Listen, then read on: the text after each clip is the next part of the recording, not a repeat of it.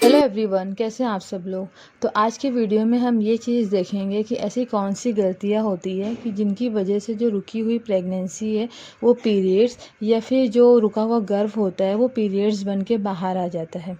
देखिए, आपने कई बार बड़े बुजुर्ग लोगों से सुना होगा कि जो कपल मैरिड हैं उन्हें पीरियड्स के बाद बहुत सारी एक्टिविटीज़ करने से मना किया जाता है।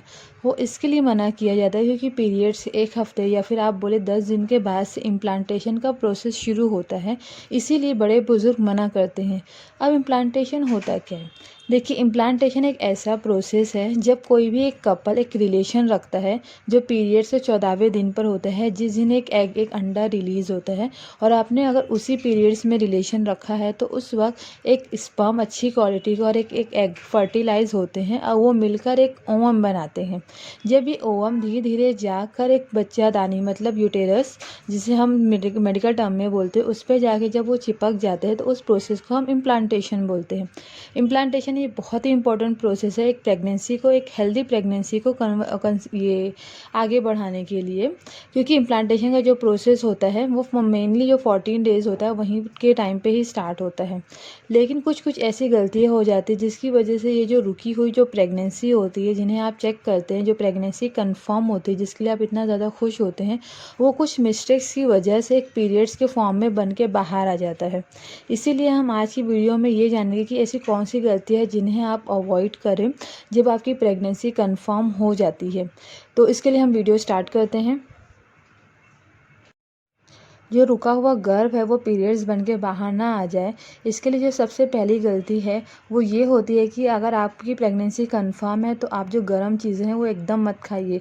गर्म चीज़ों में बहुत सारी चीज़ें शामिल होती हैं, जैसे कि एक मछली हो गई, अंडा हो गया या रेड मीट हो गया या फिर आप बोलिए बड़े का गोश्त हो गया। ये सारी चीज़ें गर्म करती है, क्योंकि जब ये आप सारी चीज़ें खाते हैं तो बदन में जाके गर्माहट पैदा करती है और सो जो इम्प्लांटेशन का प्रोसेस हुआ रहता है वो बहुत ज़्यादा मतलब कमज़ोर, बहुत ज़्यादा स्लो रहता है, जिसकी वजह से एक प्रेगनेंसी जो है बाहर आ सकती है।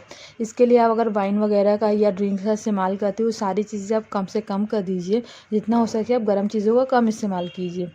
दूसरी जो ये है कि आप जो गर्म पानी से नहाना थोड़ा कम कर दीजिए, क्योंकि गर्म पानी से जब एक नहाते हैं तो उस वक्त बॉडी में हीट पैदा होती है।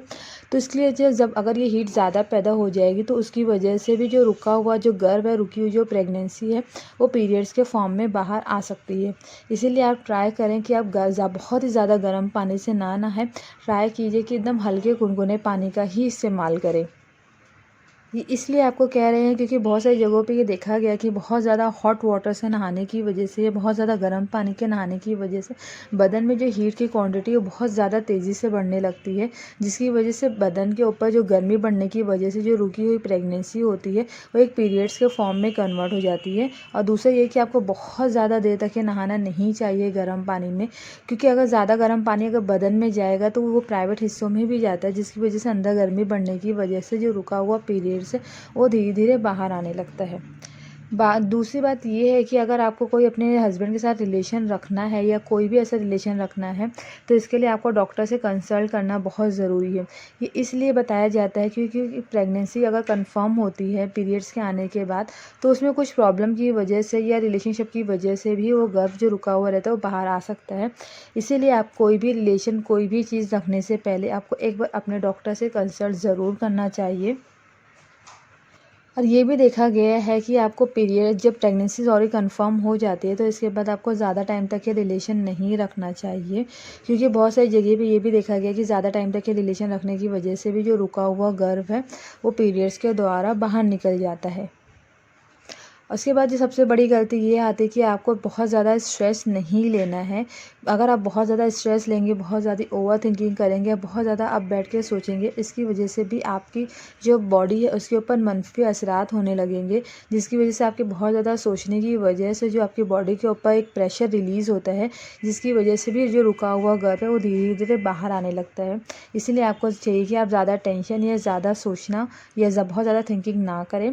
एक बात का आपको और ध्यान रखना है कि आपको कभी भी पेट के बल नहीं लेटना है। जी हाँ, आप बिल्कुल भी ट्राई कीजिए आप पेट के बल एकदम नहीं लेटे, क्योंकि पेट के बल लेटने से आप पैर बहुत ज़्यादा फोल्ड करने की वजह से भी पेट के ऊपर असर होता है, जिसकी वजह से जो रुकी हुई प्रेगनेंसी है वो बाहर आ सकती है। इस बात का आप ज़रूर ध्यान रखिए।